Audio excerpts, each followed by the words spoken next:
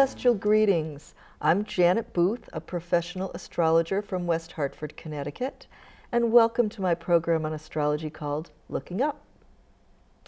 This episode is entitled Astrological Compatibility, and we are going to talk about how the different signs get along. This is kind of inspired by a question that was posed to me the other day about, what's the best sign for me and how do I get along with such and such a sign? And we generally want to think that way, don't we?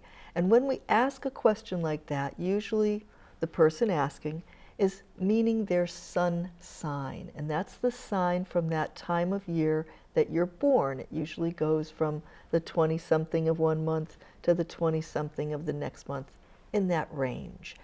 And there's more to you than just that sign. So before we even talk about how the signs get along, we should just stand back a little bit and see what are we looking at as being in the sign.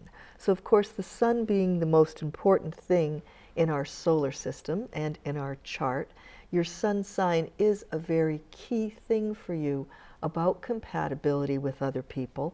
But you would also say you've got a moon sign too. The sun is how you want to shine and how you want to be seen, to kind of build up your ego a little bit. The moon is much more about how you want to bond with somebody. If you think about moon is related to mother and the womb, and we all came out of our mother's womb, there's no more bonding than that. So moon signs figure very strongly into compatibility. And of course, if we're talking about love compatibility, which is what most people mean when they ask that question, Venus is the planet for that. And Venus is how we want to give affection, and also who do we attract in our lives. When we look at Mars, that can be important in compatibility too, because a man tends to kind of project his Mars sign traits, and women seem to be drawn to men who have the traits of their Mars sign. And no discussion of compatibility would be complete unless we talked about the horizon line in the chart. The eastern point of the chart is where the sun rises, but that's sort of where we dawn into life. It's our personality that we show to other people. And on the western or setting side of the chart is where the area of marriage and significant other kind of relationships come in. Now, you might not know what the sign is that's rising and the opposite one setting at your birth if you don't know your birth time. And that's where it gets a little bit tricky for people who don't know their birth time. So you just kind of have to ignore that piece of the overall puzzle. But if you do know your birth time and you have found out that rising sign and the sign at the western horizon, those are something that has an extreme importance for you in relationship. And there's some other things when we do serious, called synastry, meaning stars together, how do two people's stars go together, we look at a few other factors. There's something that's called the part of marriage. That's a blending of that rising sign, who you are, the setting sign of who you're attracting, and Venus, so the love planet. There's also something called Juno. It's a minor asteroid, not really a planet, but named for Jupiter's wife, and it has a lot to do with marital compatibility. And another real bonding factor in the chart is what's called the north and south nodes, N-O-D-E-S, of the moon. And these are the intersections of, the Earth's going around the sun, and while the Earth's going around the sun, the moon's going around the Earth. So there's two important orbits, and where they intersect are these nodes. The symbols for them look kind of like headphones. It's sort of like two circles joined by a rope, either above for the north node or below for the south node. And it gives you the idea of the symbols for spirit or an individual are those circles, and the ropes are showing the connection, almost like oxen being bound by a yoke that would go over both of their heads. So when you listen to how I talk about how the signs get along or don't get along so well, remember that it's not only your sun sign that you could be thinking of within this context. It's also a lot of factors. And because we're each made up of so many different components, there might be a part of your personality that gets along great with another part of somebody else's personality, but then there's going to be some part of you that doesn't get along so well with some part of the other person. And then we got some problems. So that's kind of how life is. Very rarely is everything 100% smooth. There's going to be some things that are the wrinkles that you need to iron out in your relationship. So with that as a sort of precursor, let's talk about how signs can get along.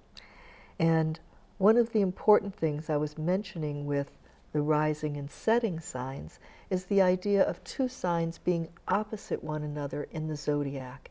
And opposites we sometimes say attract, but we could also say that sometimes opposites compete or clash. You know, they might complement.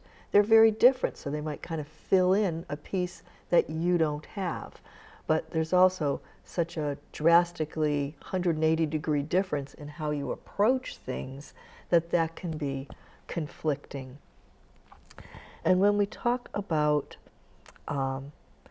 those opposites, we could almost think there's an antidote in there too. So if there's a negative trait in one sign, you might find that the positive trait of another sign becomes the antidote to that. Now, there are three ways that we categorize signs, and that's going to be important in our analysis of how signs are compatible. So the first is what we call polarity, and that's either, you could call it feminine and masculine, you could call it yin and yang, you could call it positive and negative, more like the magnetic charge, not so much like negative as in bad. And the signs, the 12 signs around the zodiac, alternate a yin, a yang, a yin, a yang, a yin, a yang. So that anytime you're looking at one sign, the signs to either side of it are the different polarities. They approach things differently.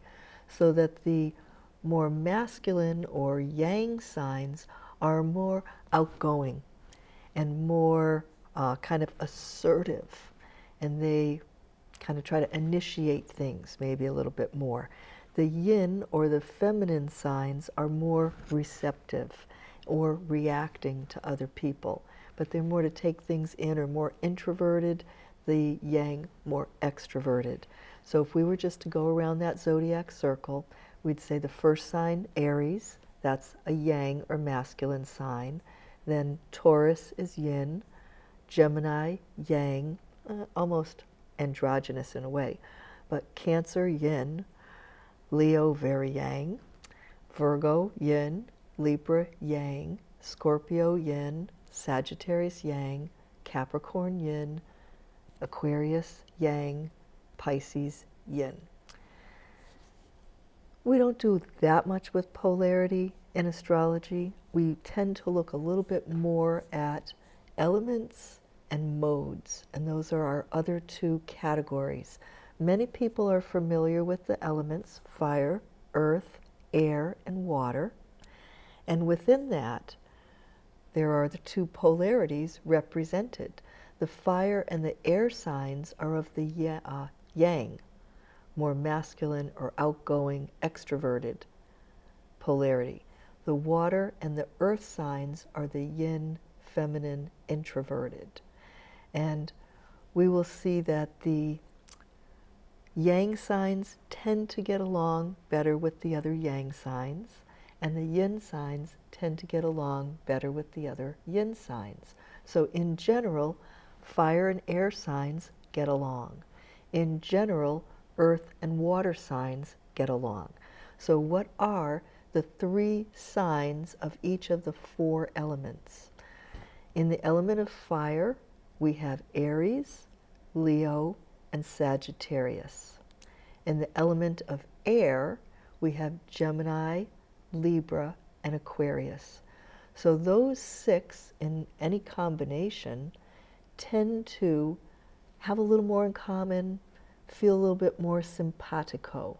And in fact, many astrology books looking at compatibility on a sign level will tell you that some of your most compatible signs will be of the same element, and particularly the next element in zodiacal order. So in other words, Aries attracted to Leo, Leo attracted to Sagittarius, Sagittarius attracted to Aries. Gemini attracted to Libra, Libra attracted to Aquarius, Aquarius attracted to Gemini. On the yin side, we have the earth signs, and they are Taurus, Virgo, and Capricorn. We've got the water signs, and they are Cancer, Scorpio, and Pisces.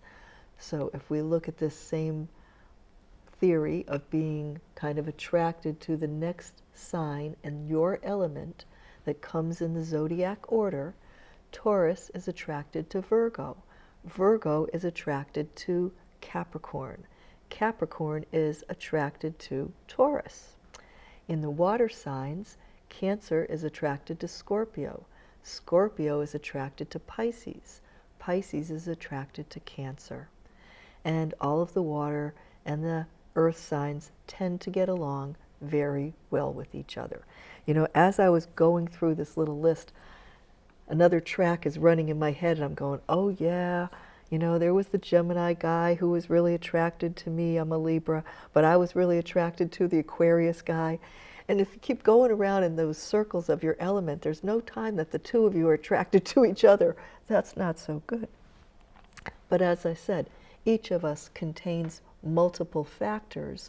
And so, you know, one might be attractive to me and another one might not. So, okay. So those are the 4 elements. And the 4 elements, within each element, those signs form what we call a grand trine, or roughly a third of the circle apart from one another. And that's one of the major good flows of energy in a chart.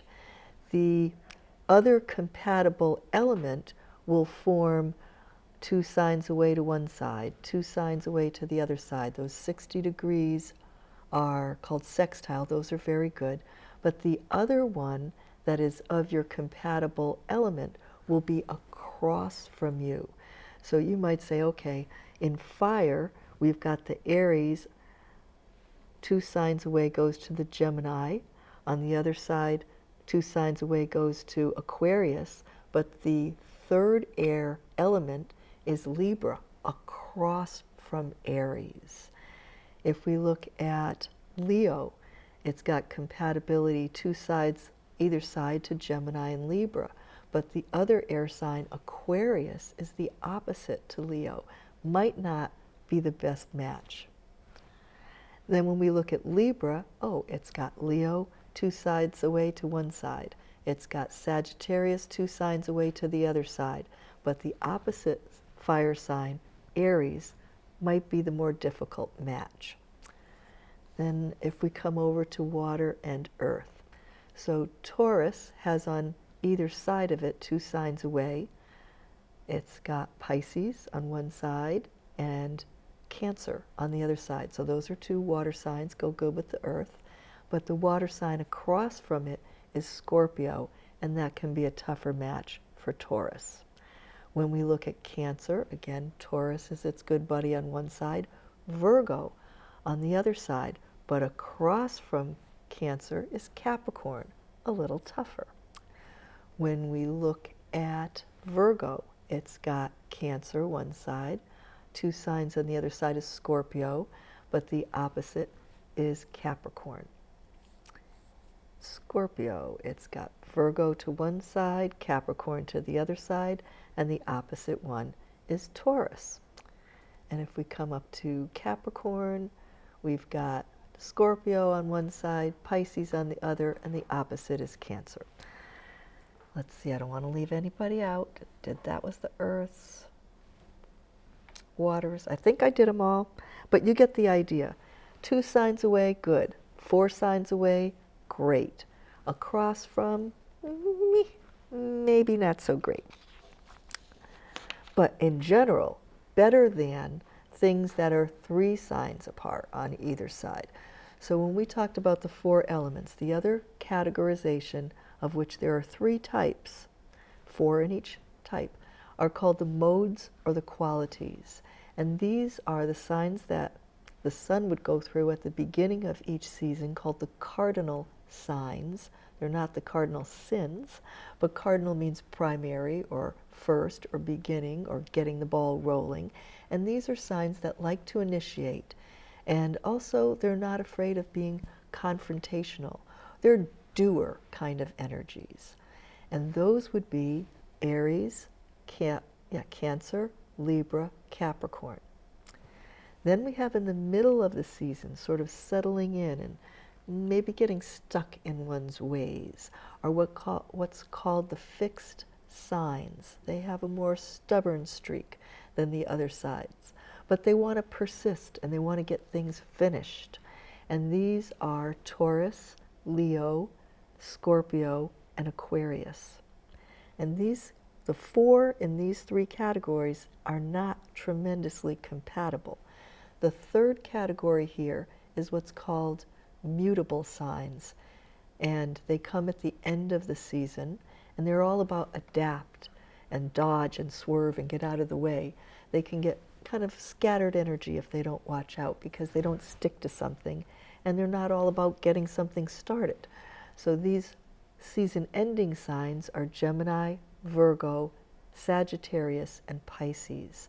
And in each case, the cardinals, the fixed or the mutable, would form a cross in their positioning around the zodiac circle. So it's kind of like at cross purposes. And these will be the most difficult signs for the other signs to get along with. Now it's very handy when we have 4 elements, 3 signs in each. 4 times 3 is 12.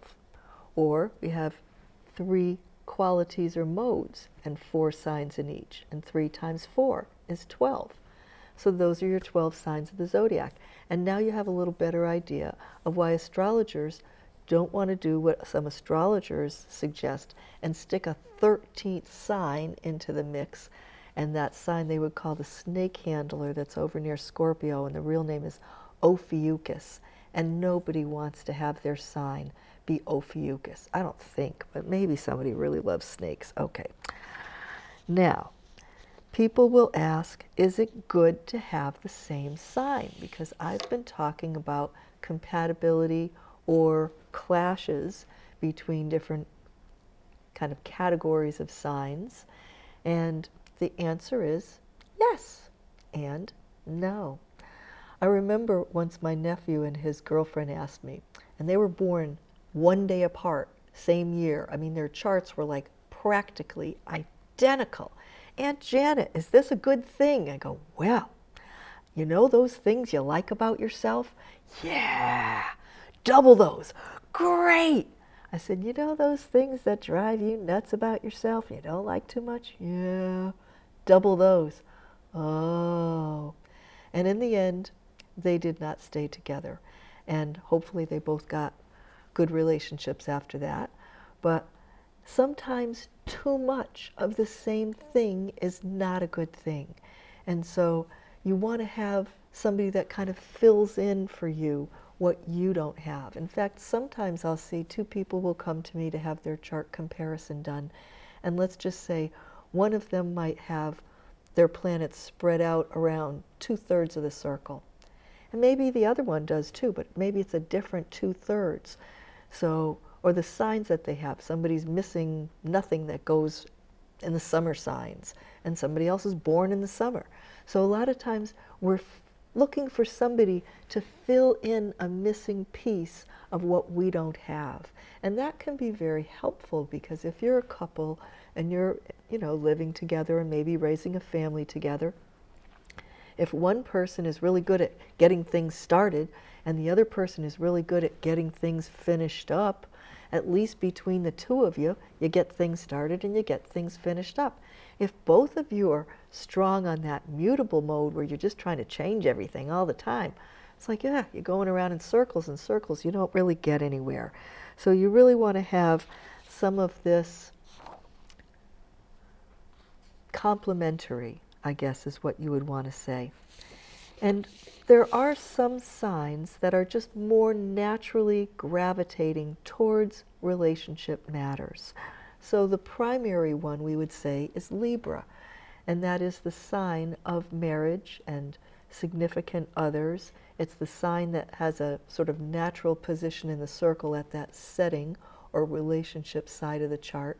And even the symbol for Libra, it looks kind of like an equal sign, but there's a bump in the top bar, and that's supposed to look like the sun at the horizon setting. So Libra is very much about the other person. It's not a me, me, me sign. And therefore, they kind of yield to the partner very much. And this is why two Libras together can be really hard, because one says, you know, what do you want to do? And the other one says, I don't know. What do you want to do? Well, I don't know. What do you want to do? You get the indecisiveness of Libra doubled. And that was what my nephew and his girlfriend had. It was not a good thing. But this is a sign that wants to either work one-to-one and team up, or be in part of a bigger team, but very people-oriented. And very much the opposite of Aries, which is a more solo sign, or self-concerned, or trying to put oneself forward.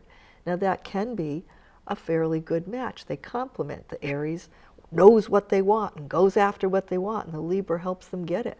The only problem is after a while the Libra might feel like, well, what's in it for me, when they start having, once in a while, those feelings. The sign of Aquarius is also kind of a natural people sign, and very much about friends and groups and circles of acquaintances that you travel in. Once in a while there's a sort of lone wolf side that comes into Aquarius, or we might say they need their breathing room from time to time, but they're generally a very social sign.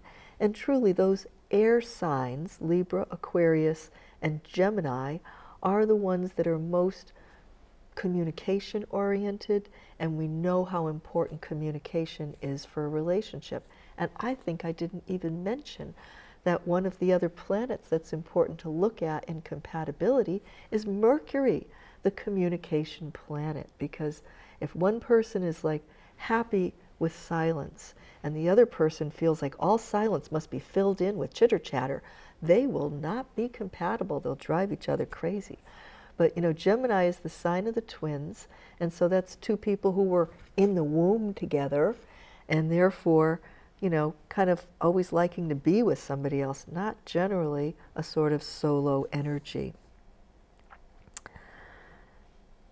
When we talk about the cardinal signs as being good at starting things up, but not necessarily at sticking with something, when it comes to relationships, Aries, Cancer, Libra, Capricorn might be the ones to get into a relationship, but not always stay till the bitter end.